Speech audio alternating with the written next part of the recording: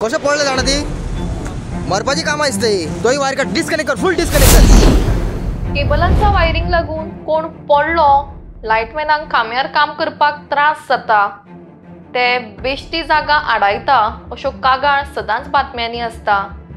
मात ह्याच cable wiring लागून एक दुर्घटना जाल्ल्याची खबर तालिगांव आदर्श सर्कल कडल्यान आयकुपाक येता। एक चली स्कूटर घेवन वतना आदर्श सर्कल कडेन केबलांच्या वायरीक घुस्पून पडली, तशेंच ताका किरकोळ दुखापत जाल्या। ह्या घटनेक लागून थळावे लोक संतापले आनी केबलाची वायर तांणी काडपाक लायली।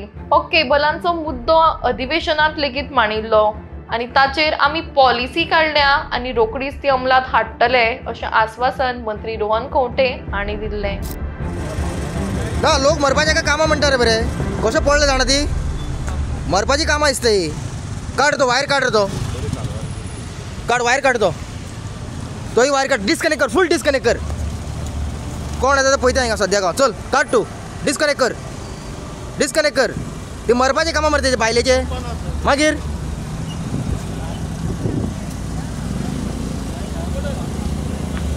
कितें म्हणटा सेफ मरे फुल पावर व्हिडिओ घालया मरे ताकाय धाडया मरे हेका पणजे आमदाराकूच धाडया।